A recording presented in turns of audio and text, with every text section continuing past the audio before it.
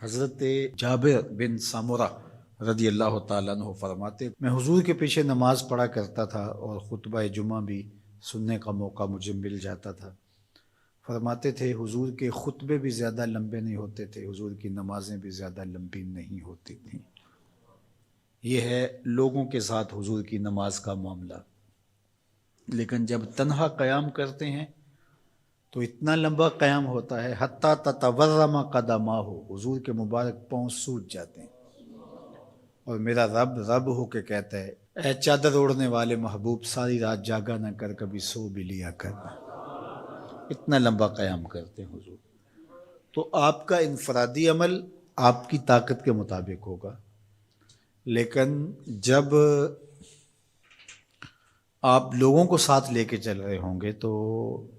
آپ پھر اس حساب سے چلیں گے، تو اس وقت آپ اپنی رفتار، اپنی طاقت نہیں دیکھیں گے۔ مشکل نہ کھڑی کی جائے، میں چل سکتا ہوں، 1 گھنٹے کا قیام کر سکتا ہوں، تو میں اپنے حساب سے سوچوں اور جو میرے پیچھے کھڑے ہیں ان کا نہ سوچوں، تو میں اس اہل نہیں ہوں کہ میں امامت کے مصلی پہ کھڑا ہو جاؤں، اس لیے کہ مجھے اپنے ساتھ کھڑے ہونے والوں کا خیال اور لحاظ نہیں۔ ہمارے دین نے ہمیں آسانیاں دی ہیں۔ بیمار پر جمعہ فرض نہیں کیا گیا، بیمار جماعت میں نہیں آ سکتا تو گھر پڑھ سکتا ہے، مسافر پہ جمعہ فرض نہیں کیا گیا، ظہر پڑھ لے گا، پڑھنا چاہے تو اچھی بات ہے۔ مسافر پر نماز عادی کر دی گئی ہے، نماز قصر ہے اس کے لیے، روزے میں اسے چھوٹ دے دی گئی ہے کہ وہ روزہ ترک کرنا چاہے تو کر سکتا ہے، رکھنا چاہے تو رکھ سکتا ہے، وہ اپنے سفر کا حساب لگا لے، اس کی صحبت کتنی ہے۔ اسی طرح اور بہت ساری چیزیں ہیں شریعت اسلامیہ میں جس پر ہمیں چھوٹ دی گئی ہے، ہمیں سہولت دی گئی ہے۔ ہماری وہ چیزیں جو ہمارے اختیار میں نہیں ہوتی، ہمیں ان پہ پکڑ نہیں کی گئی۔ ان اللہ تجاوز عن امتی الخطا والنسیان وما استکرہوا، اللہ نے اس امت پر 3 چیزیں معاف کر دیں: غلطی لگ جائے، بھول جائیں، یا جس پہ آپ مجبور کر دیے جائیں، تو وہاں شریعت پکڑ نہیں کرتی، گرفت نہیں کرتی۔ تو آسان دین دیا گیا ہے جس دین پہ عمل کرنا ہمارے لیے مشکل نہ ہو،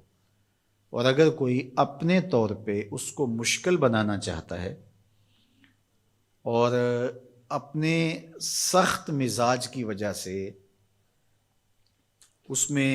کوئی چیز لانا چاہتا ہے، عبادات میں، اعتقادات میں، رویوں میں، طرز زندگی میں، انداز معاشرت میں، تو شریعت اسلامیہ نے اس کی نفی کی ہے، کیونکہ بہت سارے لوگ ایسے ہیں کہ جو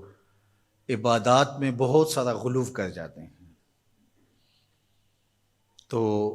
اس سے منع کر دیا گیا۔ یہاں غلو یہاں تک ہوتا ہے کہ وہ رہبانیت تک پہنچ جاتے ہیں،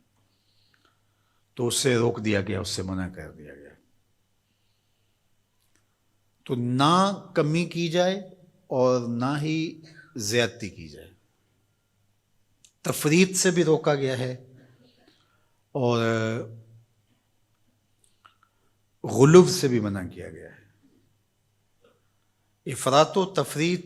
کی بجائے جو درست اور صائب اور معتدل راستہ ہے اس کو اختیار کرنے کی تلقین کی گئی ہے۔